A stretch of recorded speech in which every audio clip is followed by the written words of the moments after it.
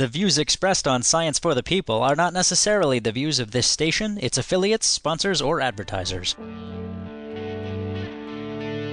Hello and welcome to Science for the People. I'm Desiree Schell, and this week we're exploring what science can and cannot tell us about our personalities, our behaviors, and what it is that makes us us. Later on in the episode, we'll speak to Ed Yong about the all-too-frequent confusion around the hormone oxytocin.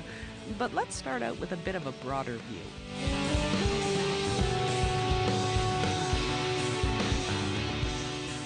Hello and welcome to Science for the People.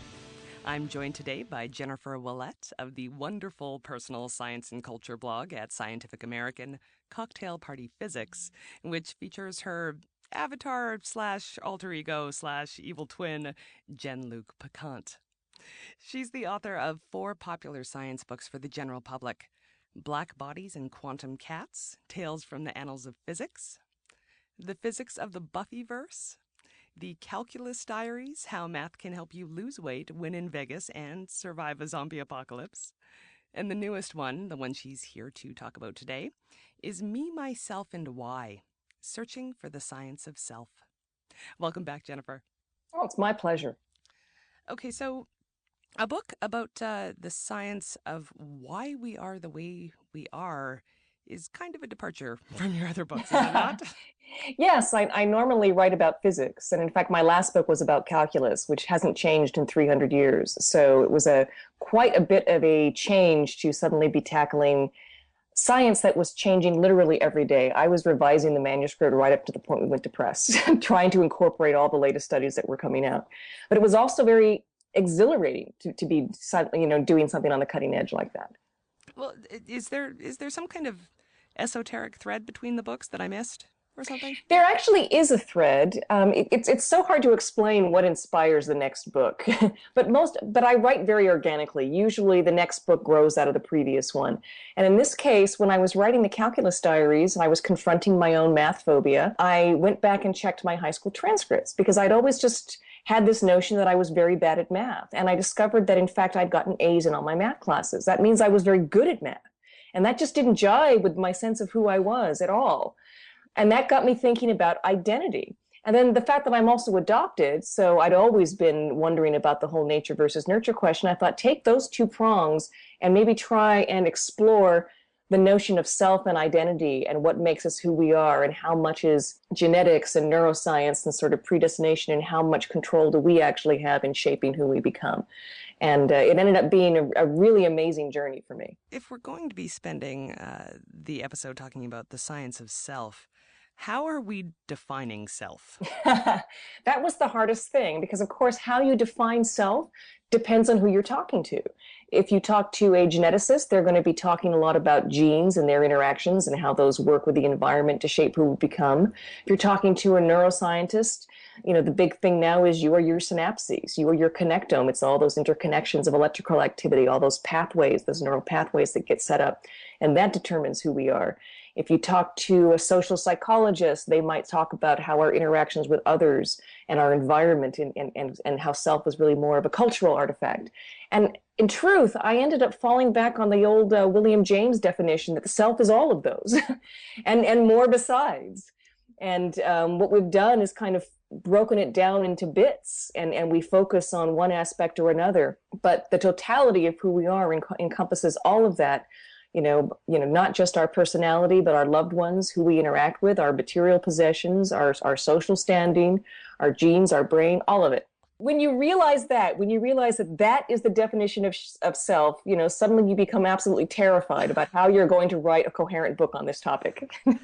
Well, and I think you did it in a remarkable way because the book looks at how all those fields that you mentioned are taking on those big questions. So let's start off with psychology. What questions are they trying to answer?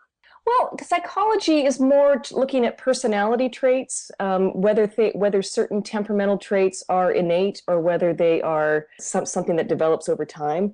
And of course, as with everything, it's a little bit of both. There are certain temperamental tendencies. I, for one, am kind of on the timid and shy side. Ironically, nobody believes that about me because when you meet me now, I don't seem shy or timid. I seem like kind of a badass.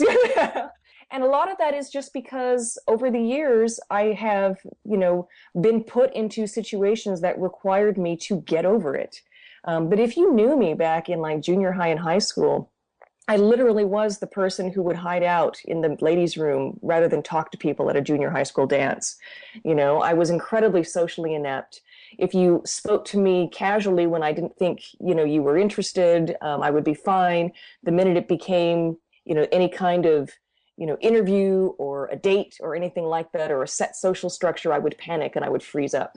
And, you can talk to people who've known me from back then. They can't believe the transformation. And that to me is a very interesting thing, because I think that my basic temperament has not changed. I am introverted. I am shy. I still get that little twinge when I have to make a cold call or when I have to like go and give a talk. But I've just gotten over the worst of the fear and anxiety, and I've learned how to cope.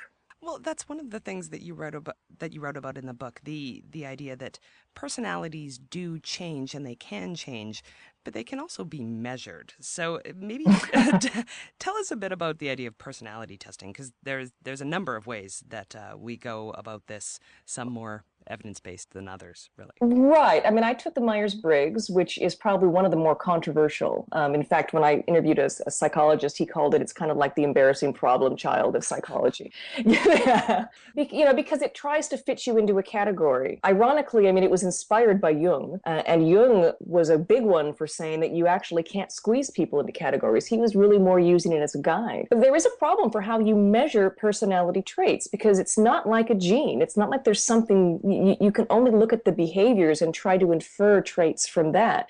And as we all know, human behavior is incredibly complex.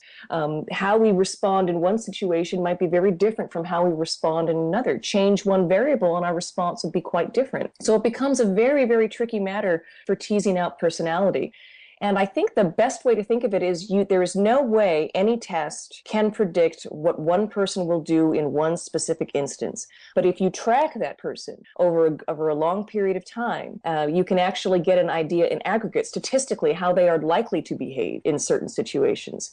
So it becomes more probabilistic rather than deterministic. So personality testing is tricky in that regard, but I think that the system that's used now by people who are serious about research, as opposed to those of us who just want modern day astrology with a science bent, it's called the Big Five. And there they treat personality more as a continuum. It's not that I'm either introverted or extroverted. I am somewhere on this continuum of extroversion, and that can vary and change. And that is, and my introversion is measured by how I compare to others in the population. It's a little bit more scientifically rigorous approach.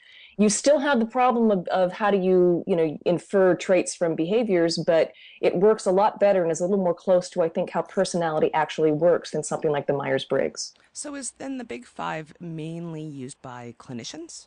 It's mainly, yeah, I think so. When you read a psychology study that deals with a personality trait, invariably they are using the Big Five model. That was a big problem for many years in psychology, particularly for people who were studying personality, was that there were all these different tests out there and nobody was using the same metric. And it was already complicated enough. So I think over time, more and more people have started using the Big Five. It's based on a dictionary, essentially, or a thesaurus. Something called factor analysis. What you do is you start grouping words and you end up having, taking all these words and figuring, well, this word kind of falls under extroversion and this word falls under openness and this word falls under, neuroticism. And over time, you can actually reduce all of those down.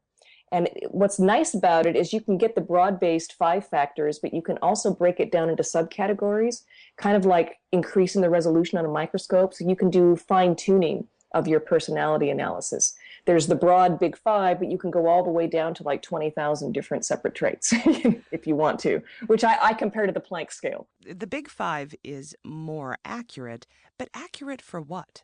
What do we use these kind of personality tests for? Yeah, we want to understand human behavior, I think. A lot of what we do is when we meet someone, we develop these schema, and that enables us to predict how they're going to behave. So personality becomes a big part of that. It also is, just useful in understanding how people are going to react to a certain situation and how you are going to react. That's all I can really, say about it. I mean, personality is something that fascinates it because it's about us. We want to know why we're this way or why we're another way. We want to know that if we're depressed, is it genetic? Is it something that's part of our basic personality, or is it something that we can change, either through medication or through experience, through molding, through cultural conditioning? In my case, I overcame my social anxiety through cultural conditioning. That might not work as well for someone else. One of the things that is concerning to me is the fact that you've said that the Myers-Briggs is potentially problematic, but that test is used to hire and fire people, is it not?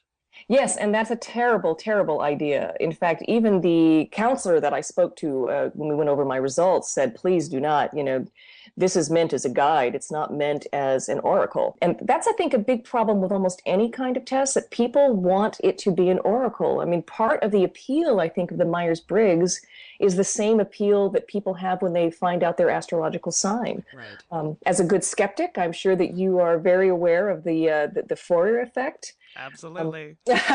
I mean, this was the guy who had a group of people and he just randomly gave them descriptions of an astrological sign and said it was theirs. And 95% of them said it described them almost perfectly. And it was just random. And there's an element of that to the Myers-Briggs, I think, to a certain extent. When you read the description, if you just read the descriptions cold, there's 3 or 4 that could have applied to me right. on any given day. So which one I end up getting on a test is going to vary. And that is problematic. You really should not be, hiring and firing people or deciding who you're going to be marrying or deciding on a career or a major based on this test. It can be fun. It can be useful. If nothing else, I think the big use comes in making us realize something. There's this thing called theory of mind. It makes us realize that maybe our conflicts with other people are not because they're awful, but because we simply view the world and react to it in a different way. And that can be very, very useful. But as an oracle, absolutely not. You're listening to Science for the People, and my guest is Jennifer Ouelette, author of Me, Myself, and Why, Searching for the Science of Self. Okay, what about genetics? Because you mentioned the big 5. Those personality traits that they look at, those are at least partly heritable, right? Yes, anywhere between 48% and 52% heritable, which still leaves plenty of variation for environmental factors and the like.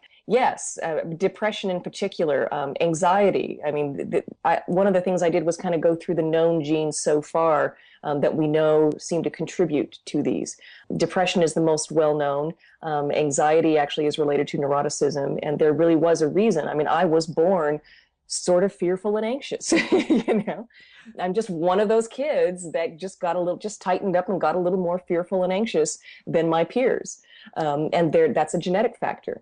It's one that I can address and I can learn to cope with. But again, my basic nature, I'm always going to have that little underlying frisson of anxiety. You wrote a ton, and in a really accessible way, I might add, so thank you, about inherited traits. Is it possible to give us a bit of an overview of how that all works? Yes, it's messy, as you might imagine, right. and I think the first thing that I said in chapter 1 was just forget all about those stupid pea plants. The Mendelian idea of inheritance. That traits you have like one gene and it codes for this one trait, and you have either one version or another, and people can be hybrids, and heredity shakes out like that. That is not how it works. It works great for pea plants, not so much for human beings. In part because how do you measure a trait? One of the most surprising things to me was to find that something as simple as height, height is highly heritable, 95 to 98% heritable. And the other remaining 5 to 3% is like nutrition and things like that. There is no one gene that is helpfully labeled height. There are many, many different kinds of genes that code for proteins that do lots of different things in the body, and somehow all of those interacting and working together, along with the few environmental factors, are what ultimately determines how tall we're going to be. And we really only know about 15% of the genes that contribute to height. So we're nowhere near to having an oracle, a genetic oracle. However good some of these interesting these genotyping tests might be, however fascinating it might be to get our genome sequenced, if we don't know what that sequence means, how can we make any kind of predictions? Well, and just to make sure I understand this, is there any single gene that is directly responsible for specific behavioral traits? No. Good. No. I have that correct. Certain genes interact and they will give someone, say, maybe someone who is prone to depression, they simply have fewer, like, they don't process serotonin well enough. They don't get enough of it, or it just doesn't work right. You know, they don't have enough receptors, I think is how it works. And that is genetic up to a certain extent, but it's not just one gene that codes for that. Ironically, there is one. Huntington's disease is the closest thing to a Mendelian trait. It turns out that there is one mutation, one version of the gene, and if you have that version, you will get Huntington's. It's just a question of when, not if. And that was one of the first genes they discovered. So you can forgive geneticists for thinking, yeah, we got this. They kind of thought, this is going to be great. It's going to all be one gene, one trait, and we'll actually have a map and we'll be able to do all kinds of amazing things. And of course, the reality is it turned out to be far more complicated. So then what can genetics tell us about the science of self? Well, it did confirm a lot of things for me. I mean, there were things I already knew about me. I'm adopted, so I did know something about my ethnic heritage, but I'd never had it confirmed. It was just hearsay. But damn, I mean, that 23andMe analysis just pegged me. I am Nordic. I am right there, in Norway and Copenhagen and all those areas. It nailed it. It guessed my eye color. It kind of was. It was very, very. It guessed my earwax consistency, which is actually one of the simpler ones. Again, not a single gene, but certainly there's a couple of genes that actually control, and they're able to find those and test for them. And it was actually helpful for me personally on the medical stuff. And we can talk in a minute because that's proved to be quite controversial of late. But because I'm adopted, I have gone through my entire life answering medical history questions with a shrug. I have no idea. I can give you my adoptive parents' medical history, but that's not going to tell you anything about me. So for someone like me, even the preliminary non-oracle information that I gleaned from the genotype testing was helpful to me. It gives me a sense of, what to watch out for. It turns out that I'm kind of ridiculously healthy, which I already know. I think that there's a couple of things that I would need to watch for in terms of, blood sugar and, taking care of my eyesight. Apparently I have a higher risk of age-related macular degeneration. But I also have to bear in mind that because it's not an oracle, because these are statistical probabilities, and that it doesn't mean that I won't get those things or I will get those things. It just gives me an idea of what my elevated risks might be so I can keep an eye on them. There are no guarantees in life, particularly when you're talking about genetics. And again, the theme running through your book is it's, of course, not just nature, not just nurture, it's both. Yes, and another theme is that genes are deterministic, but they're not destiny. Lovely. Well put. Yes, they do determine certain things. I mean, there's a wonderful quote. I end up quoting Dean Hamer. He likens it, genes actually decide the constraints of the system. They decide, say, what instrument you are, but it cannot dictate what music you are able to play on that. There might be some limits. You might have a limited octave range, for example. I mean, I am never going to be an NBA player. I'm not built for it. But I can play all kinds of different tunes within my constraints. And so there is some freedom there. Okay, well, let's look at the science of self from the perspective of neuroscience. What are they doing, they as a field? What are they doing that helps us figure out where our traits and behaviors and personalities and such are from? Ironically, this was one of the trickiest chapters. I went into it kind of naively thinking, oh, I'll get my brain scanned and then I'll at least have something to show for it and it will tell me something about my synapses. And David Eagleman did it for me in his Houston lab. It was very gracious of him to do that. I was participating in a group study, however, and if you have delved at all into how fMRI imaging works, what the results of a group study are me plus a whole bunch of other people averaged out to kind of see what the commonalities are. Right. For me to be able to tell anything about me personally, I would have had to take like one cognitive test 150 times to get any kind of statistically significant result. I did find out that I have very clear sinuses, so yay me. The trend now is moving away towards this mapping, what I think David Popple called the cartographic imperative. We have this notion that if we can just map things, and for a long time it was mapping regions of the brain with fMRI, and now we've moved to what's called the connectome, which wants to map every single synaptic connection in the brain, which there are billions of neurons, and each of those has multiple connections, so you do the math. I mean, it's a huge, huge product. It took them 10 years just to do a nematode. And that thing only has 302 neurons. So, maybe we're better at it now, but it is going to be a huge project. But you have to ask yourself what that's going to tell you. I mean, exactly. There's a tendency to confuse the map with the traffic patterns. And who we are is more the result of the traffic patterns, right? So the map will be helpful, it'll be very useful, but it's going to take us a good decade at least, I would think, probably longer, to put this all together. And when we have it, it'll be pretty much like what happened when we mapped the genome. It tells us something, and it's great that we did it, and it enables all kinds of new cutting-edge science, but it's not going to be an oracle. I think every single time that we've interviewed on this show about neuroscience, there is a veritable plethora of fascinating research coming out of neuroscience, but almost every article that I read about it seems somewhat hyperbolic. So what do we know about this area, and what can it tell us about us? Not speculation, but what do we know? Well, we know when it comes to what the parts of the brain that are associated with self, we're actually pretty good at the parts of the self which enable us to recognize our own face and recognize other people's faces. It's in a part of the brain that's really associated with social, how you deal with social stuff. We know that there's a body map ever since Wilder Penfield did his research in the 1950s, that the brain maps the body, so that, it has a sense. We can tell that our hand is ours, and when we touch the table, there's a difference between our hand and the table. That's a way of distinguishing between self and other, probably the most basic way. We share that with a lot of very fundamental creatures. Even the nematode, since we were talking about that, actually can discern between its movement and the movement of something else. That seems to be the most basic thing. And we actually do have some idea of of how the brain works in terms of being a network of networks, that it's really not just different parts of the brain doing different things. It's how they all get integrated. It's like a small world network. The way I talk about it is a lot of processing, say, if you receive visual information, that gets processed locally in the visual cortex, but then all that info gets sent to headquarters and it gets all integrated. And that's when you actually experience it. So there's all these levels to the brain as well. And we know that. So we know quite a bit.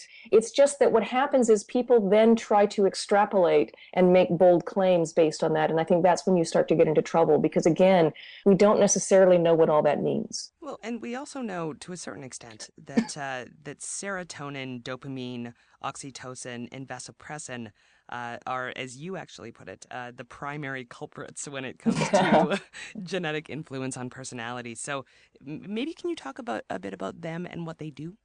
Well, they're the primary known culprits. Right. Serotonin obviously is, if you don't get enough of that or if it isn't modulated correctly, you tend to be prone to depression. Oxytocin just gets this terrible, gets overplayed all the time as like the love drug or the cuddle chemical. Although I loved Carol Tavris's take on that during a talk I heard her give, where she said technically what it is it makes you bond with your tribe and become very rejecting of everybody else. So it's pretty much the cuddle your own kind and to hell with everybody else kind of. That's great. But again, I mean, these are just what we know. I mean, neurochemistry is incredibly complicated. So just because we focus on these does not necessarily mean that that's the whole story. It's just the ones that we've been able to identify and that seem really, really obvious and to play a major role.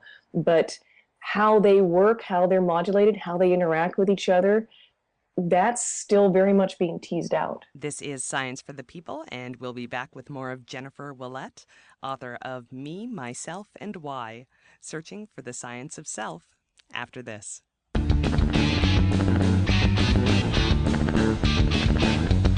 Science for the People is a weekly radio show exploring everyday life from a scientific perspective. To find out where Science for the People airs near you, or to listen to past episodes, check out our website at scienceforthepeople.ca. You'll also find links to connect with us on Facebook, Twitter, and Google+, or to subscribe to the podcast in iTunes. And now, back to the show.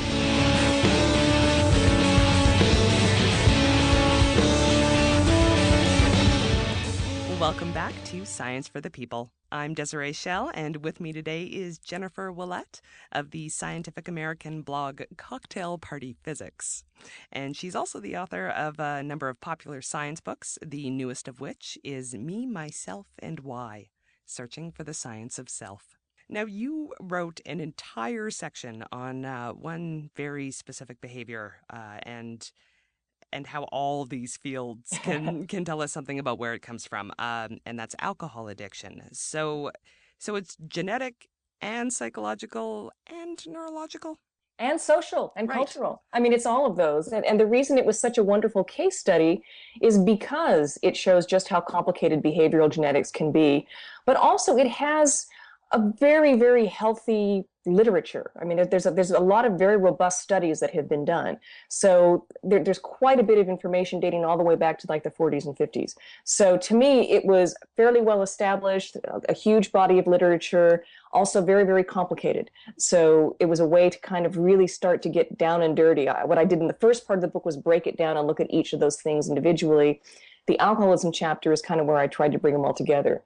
Irony, of course, is that I am a pathetic lightweight. I am nowhere near, I'm like the anti-alcoholic. I have alcoholic friends who used to just watch me like have one drink and stop and would just stare at me and wonder, you're just going to stop right there. Well, can we start with the drunk fruit fly research, because drunk fruit flies? Drunk fruit flies. To be honest, it was the first chapter I wrote, and the reason I wanted alcoholism deep down, if I'm honest, is because I wanted to write about the drunken fruit flies. I had met the researcher, Ulrike Heberlein, as part of my work with the Science and Entertainment Exchange, and I drove up to her lab. And once you've actually seen these drunken fruit flies, she became fascinated by them, and I did too, because they act like little mini humans. You can actually see them become progressively drunk. You see them get really lively and happy and, life of the party. And then you start to see them lose motor control and they start, hitting on the wrong gender. And, and then sort of at the very end, they get to that point where the pavement just looks really, really comfortable, and they decide to go to sleep right there. Oh. I mean, and they just literally pass out with their little legs kicking, as they dream in their little drunken stupor. It's just fascinating stuff. And why are we getting them drunk? Can I? Maybe we should step back, because that sounds great. Well, but because what she wants to try and study is which genes contribute. Again, as we said, there's no one gene, one trait model. And when you get to behaviors, it gets even harder because, again, we're looking at behavior and trying to extrapolate a trait. So she's trying to identify which genes contribute to tolerance of alcohol. And basically, the higher tolerance you have is actually, ironically, it's reversed. The higher tolerance you have, kind of the more likely you are to become an alcoholic, because you have to keep drinking more as your tolerance increases. For whatever reason, I have the mammal version, the human version of a gene that she calls cheap date. The flies, she basically will knock out one gene in her flies and then see how they differ in terms of their reaction to alcohol. And this one batch of flies called cheap date, they do not develop a tolerance. So they don't need to keep drinking more and more. They just get drunk. So I'm cheap date. I'm the person that, still after all these years, 2 drinks and that's it. I have not increased my tolerance one whit. So the research shows that they act fairly similar to drunk humans, even in the way that they respond similarly to romantic rejection. I know. I heard her talk. It's very sad because they have a very elaborate courtship ritual, fruit flies, all the way down where they have to do a little dance and make this little overture, and the male sings her a little song. It's kind of like the equivalent of Barry White. It's like, hey baby, you and me. And then if she lets him lick her abdomen, they're good to go and they mate. But once a female fruit fly has mated, she will reject all further interactions with male fruit flies and won't be nice about it. Like, she'll punch them, she'll kick them, she'll shove them away. I mean, it's really brutal, and it's devastating to these male fruit flies. So what she did was she put virgin male fruit flies in with females who had already mated for like an hour at a time. What she terms social defeat. And and then would measure the effect on the male fruit flies. And she found that the ones who were not allowed to mate ended up drinking twice as much when they were finally put back, in what she called the inebriator, than the ones who had successfully mated. And so they were like drowning in their romantic rejection. And And, it was interesting because I heard her give that talk to a group of Hollywood producers, and one of the guys said, please tell us more about how, sex with virgins can cure alcoholism, because that was the message he got out of it. Of course.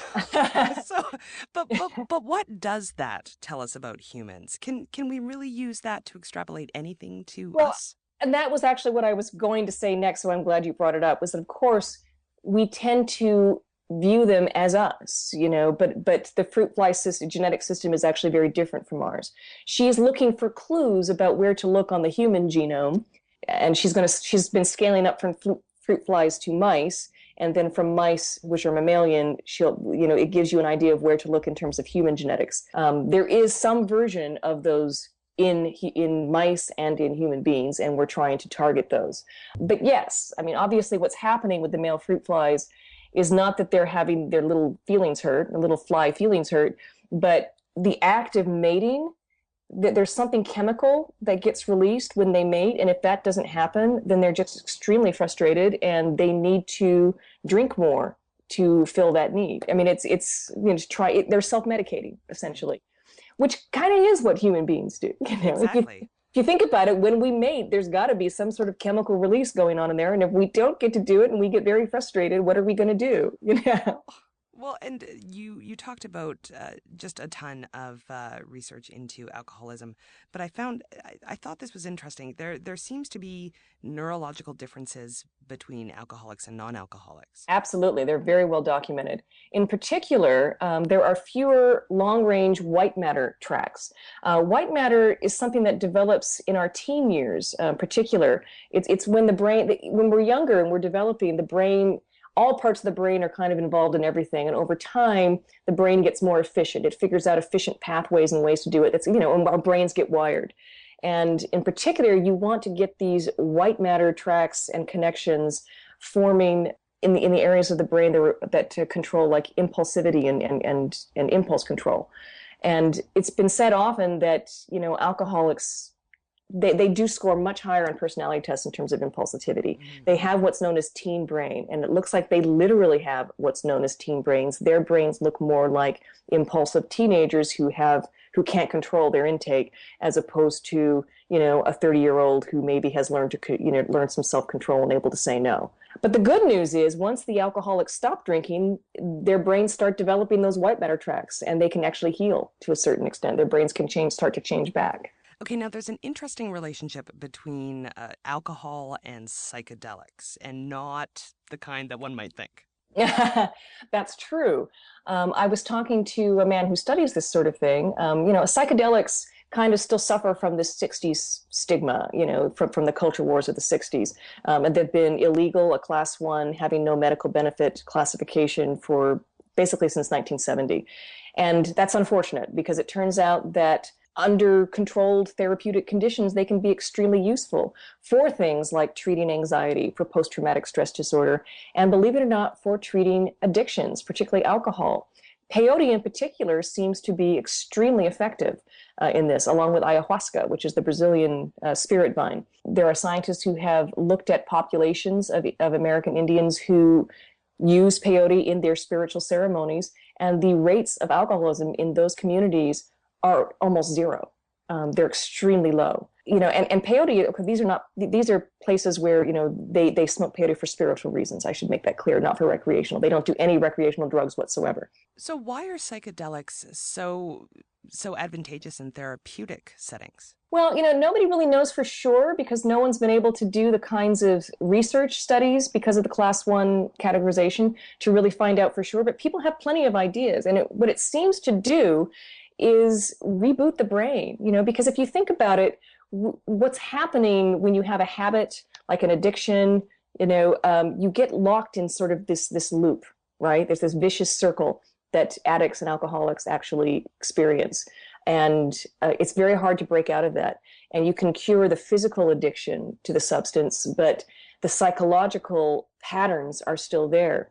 What seems to happen with peyote, with ayahuasca, with LSD to a lesser extent, is it kind of reboots the brain. And it makes it a little bit easier to break those patterns and make new ones, to basically rewire things, so to speak. And also ayahuasca in particular and peyote will make you very sick. So there might be just a little bit of aversion therapy. Aversion therapy, great. So, and this is the part where I'm assuming every single interviewer brings this up. You tried LSD while writing this book, correct? I did, and the irony of that being that I'm just not a person who does any drugs whatsoever. Getting back to the fact that I'm a pathetic lightweight with alcohol, I also don't deal well with substances.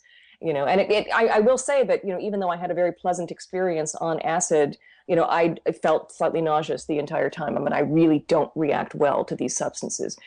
I was interested in doing it not necessarily for, ooh, wouldn't this be cool, but because it actually does seem to mess a little bit with the sense of self. Right. I was talking to a friend of mine. We were having dinner at a conference and telling him that I was writing a book on identity and how we construct it and the self. And he said, well, in that case, you have to try acid. He described it as how acid dismantles the ego. And, he says, if you want to know what it's like not to have a self, that's what it would be like. He goes, the only problem is when you come down, the self comes rushing back and you'd better like what you see. He said, I think that you'll probably be okay. The advantage of being older, you're a little bit more comfortable in your own skin and you kind of like dealt with your demons. And as long as you control your environment, which we did, it was just me and my husband in a quiet beach house with someone on speed dial in case we had a problem. And you're going to be fine. So I would say in the end, while it was a lot of fun, I got the full light show and I discovered I become that person at the party. I'm the person who's like, wow, this carpet. There's a Mad Men episode where they all drop acid and one of the women is literally crawling around on the floor touching the carpet. And I'm sorry to say that was me. It's like... Maybe you could explain to us, because I think yours is the first book that has ever really run us through it. What's happening to your brain while you're on LSD? From the little that we know, it's not what we used to think. We talk about it expanding perception, and it does do that, but it doesn't do that by increasing brain activity. There have actually been a couple of studies done just in the last couple of years in England, the first ever in like 30 years have been done. And what they found was people who were under a psychedelic, both LSD and magic mushrooms, or was it ecstasy? Might be ecstasy, actually have less reduced brain activity. It turns out that a lot of what the brain is doing is constructing, right? And part of constructing is imposing constraints on what you can perceive.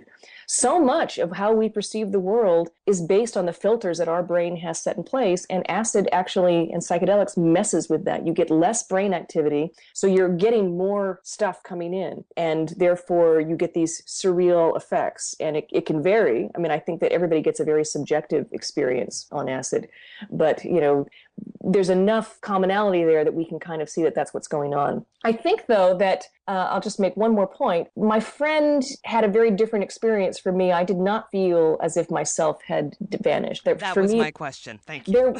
There was still an I there. I still felt very much me. It's just that my physical molecules were kind of out there floating with all the other molecules in the world.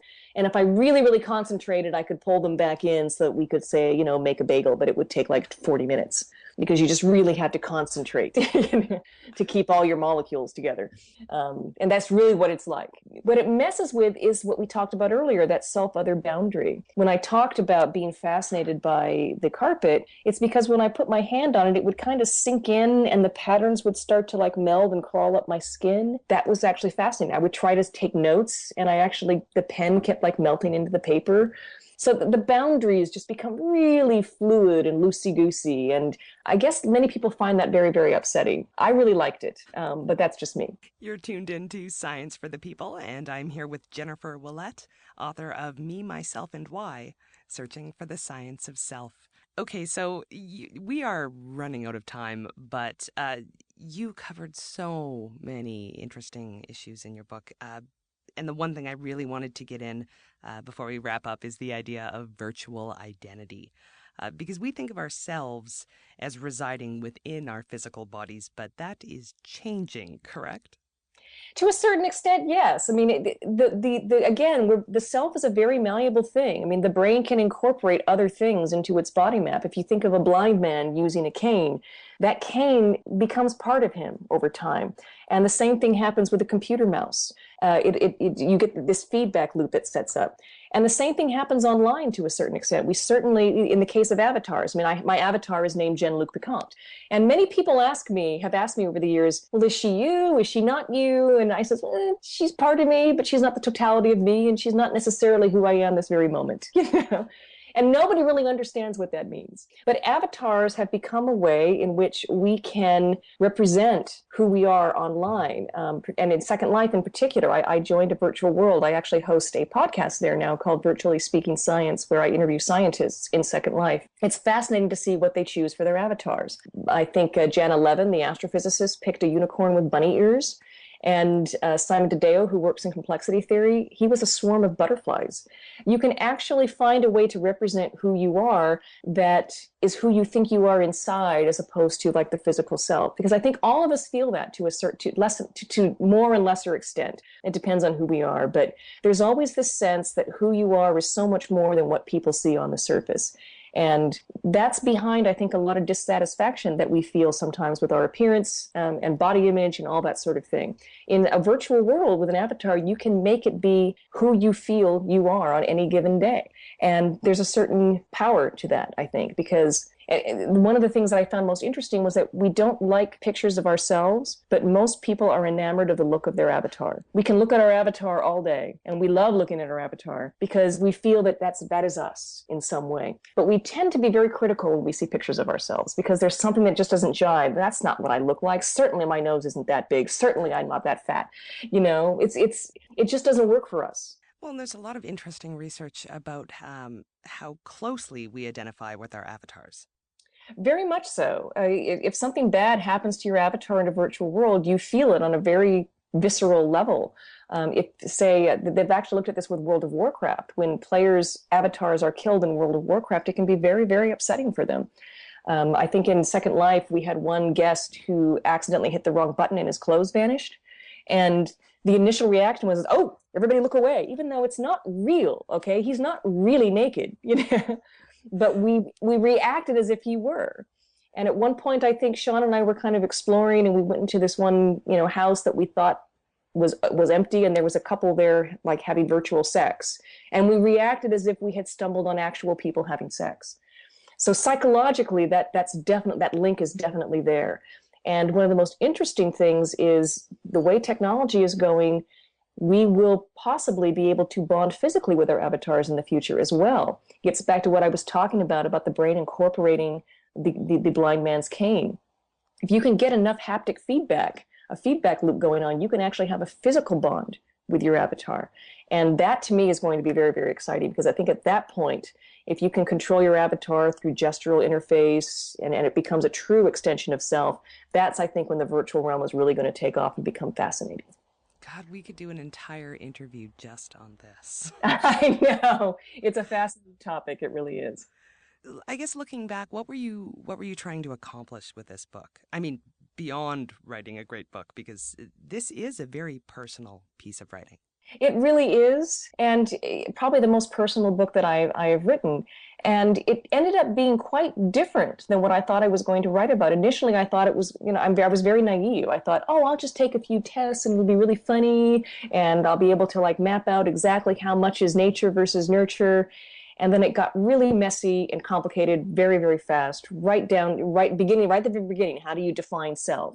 And then how do you write about something so broad? Well, you break it down into parts. But at some point, you've got to put all those things back together. And I think that's where I kind of liked the notion of the narrative self, how we take our autobiographical memories and we create a story about who we are. And that's how we make sense of it. And I guess I compare it to, you have all these different pieces, and they're all very important, and they all work together, but they're going to not really mean anything. The same way that if you look at a bunch of zeros and ones, you don't necessarily see that it's a picture of a puppy. You just see a mess of zeros and ones. If you have an interpretive layer that can interpret those, then suddenly you can see what all those zeros and ones mean. And that to me is the importance of the narrative self or the autobiographical self. That's the story that we choose to tell about who we are, is how we make sense of all of that. And it becomes a very empowering kind of thing. So I chose to end on that note. It was not a note I expected to find. I did not expect a lot of the things that I ended up delving into when I started writing the book. But in the end, it ended up being a really fascinating, wonderful, and deeply fulfilling journey. Jennifer, you are great. Come back anytime. Oh, thank you.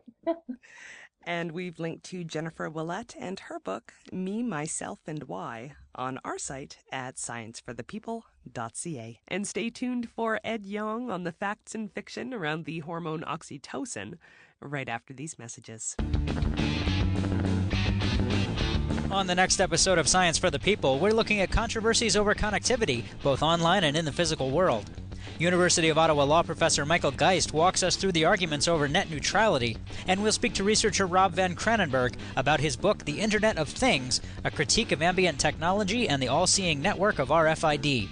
That's next week on Science for the People, on your local radio station, or online at scienceforthepeople.ca.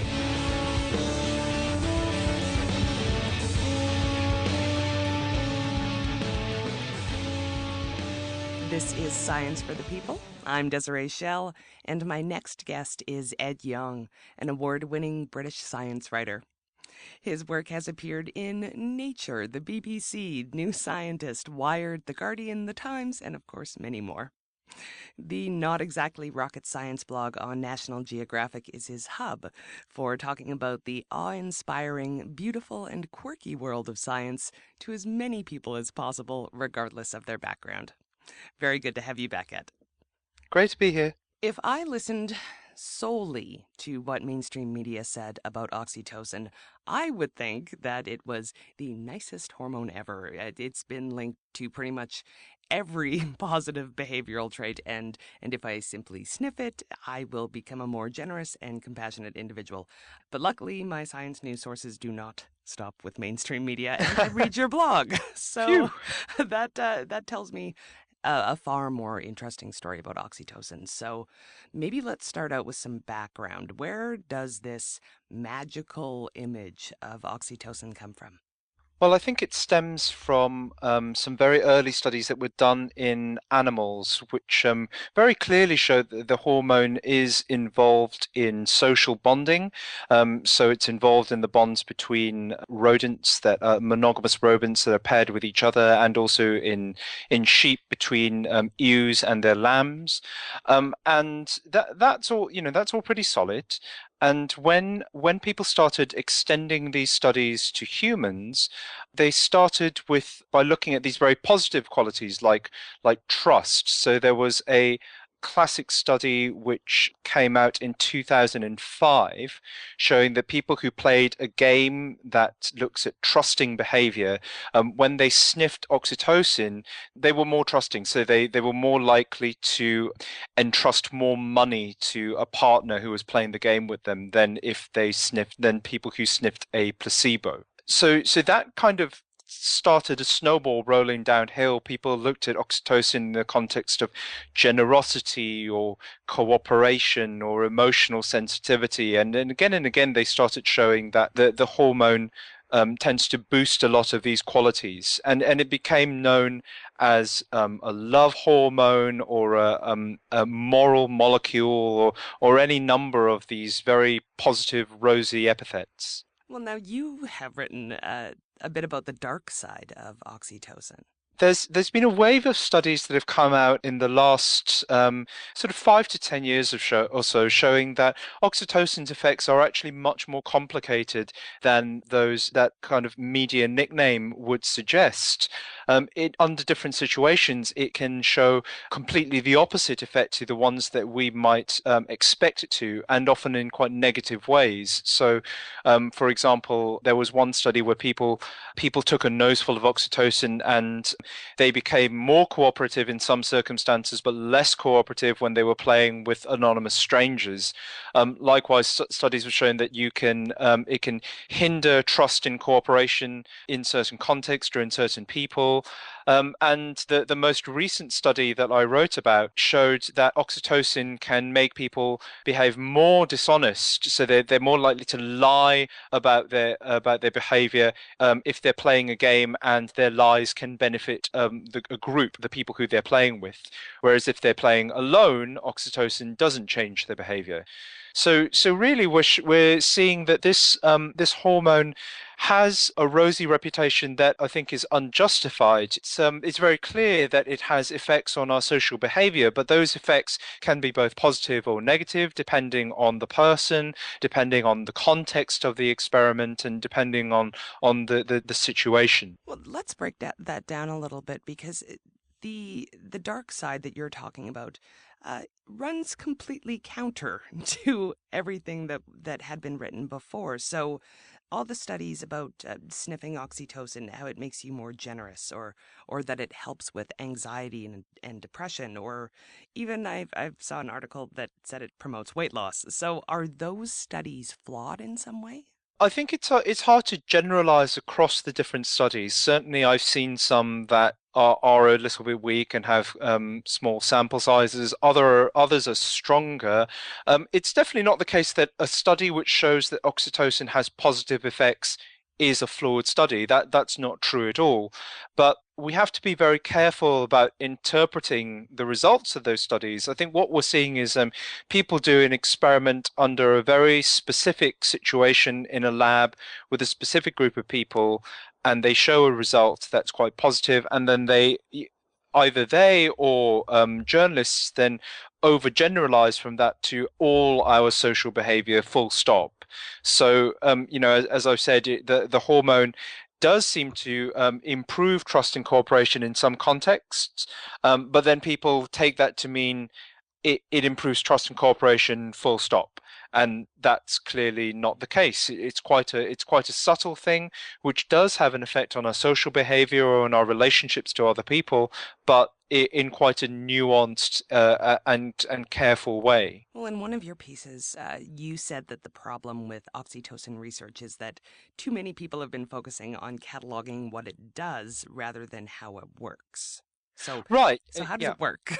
Do we know that? It's not entirely clear. There are some decent hypotheses, I think, and you're right. A lot of this.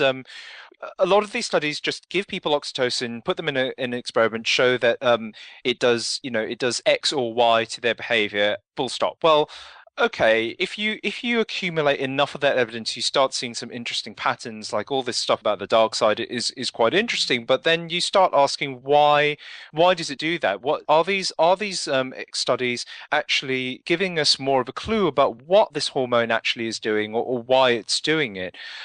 So there's one idea that it's an anti-anxiety hormone, so it makes people less anxious, which explains why they're more sort of sociable in where they're more trusting or cooperative in a social context.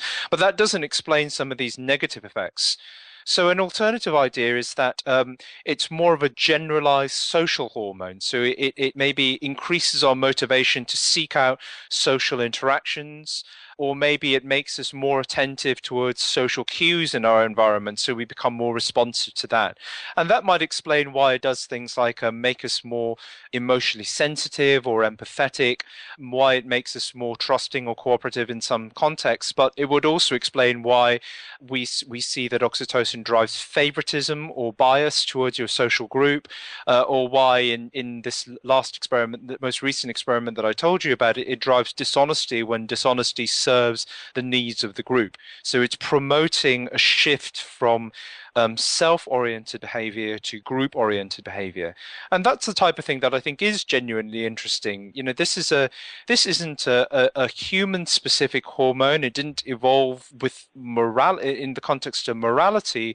Oxytocin is a very, very ancient molecule that has a wide number of different roles, and it clearly is involved in social behavior in mammals and in a wide variety of other species. So it's really a question of trying to find out what exactly it's doing, and how what the sort of fundamental properties are in terms of how it's modulating social behavior. One of the most important points that you made, I think, is that the oversimplification is actually harmful? Right, because people are now looking at oxytocin as a way of helping people with certain mental conditions, everything from depression to bipolar disorder, and also autism too. There are a large number of different trials looking at the effects of oxytocin on these various conditions.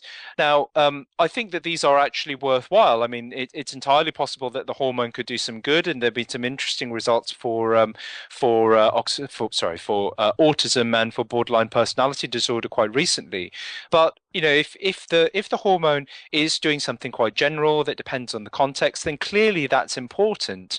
One of the people I spoke to when I wrote my piece for Slate, Marcus Heinrichs, he's running a trial on oxytocin and borderline personality disorder, and his view is very much that you're not just going to give someone a vial of this stuff to spray in their nose of their own accord. What you probably want to do is to prescribe oxytocin in the context of normal therapy, so that it would boost the effects of other treatments that are already working well. And some of the other people who, like Karsten de Drew, who was behind this new study on dishonesty for the group, he points out that if oxytocin boosts in-group preferences, then maybe its effects on therapy would depend entirely on your relationship with your therapist. If you've got a good relationship with your therapist, maybe it would boost the effect of that therapy. If you've got quite an antagonistic relationship, maybe it would make things worse. And that's why it's important to really understand exactly what this hormone is doing at the same time as these trials are going on to look at it in a more clinical context. Because clearly that is going to affect how the hormone plays out in a medical setting. I wrote in the Slate piece that it's worrying that people are worried parents are starting to use oxytocin of their own accord, regardless of the results of these trials. There are a lot of quack websites that advertise nasal sprays of oxytocin as the cure for all of society's ills.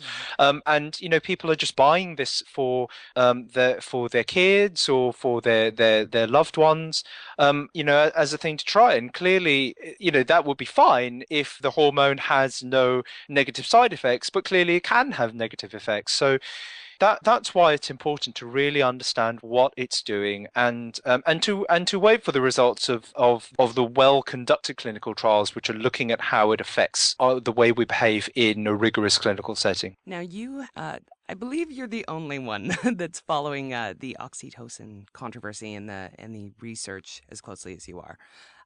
So where would you like to see research in this area go? I really like studies that look at the mechanisms of how oxytocin works. So what we talked about how it's actually doing its thing. There's one big unanswered question, which is how external sources of oxytocin, like say giving someone a spray, relates to someone's own internal levels. Obviously, we all make oxytocin ourselves, and that depends on different genetic traits and other factors. And no one's really looked at that. There are some studies looking at genetic variations in the oxytocin receptor and behavior. They tend to be quite small and pretty inconclusive. And that's another of those contexts that I talked about that is important. It's not just the whether you're in an in-group or an out-group, or the different types of experiments you're taking part in. It also matters how much oxytocin you have running in your body at the point when you start spraying more into yourself. And then there's an interesting question of what actually these sprays are doing. Are they doing something to your oxytocin levels or not? And there's a guy called Michael McCullough who has written some interesting pieces on this, and he seems to be following the oxytocin literature quite closely too. So that's his site is probably well worth a look as well. I think deeper, more considered studies on what this hormone is doing are definitely worthwhile. There's no question in my mind that oxytocin is very, very interesting, and it could be, a lead to some interesting and helpful ways of manipulating our behavior. But that needs to be done carefully and with in far less of a blasé and generalized way that you currently hear about. Ed, always lovely to have you here. Thank you. Great talking to you.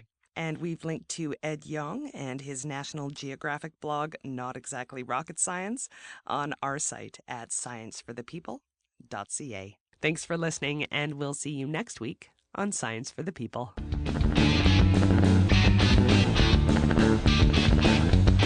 Science for the People is recorded in Edmonton, Alberta. The show is produced by Rochelle Saunders. Ryan Bromsgrove is our promotions manager. Our social media manager is Chelsea Butler. K.O. Myers updates our website. Helen Quivalon is our publishing liaison. Ed Haynes is our guest coordinator. We get research help from Josh Witten. The show is edited by K.O. Myers and Ryan Bromsgrove.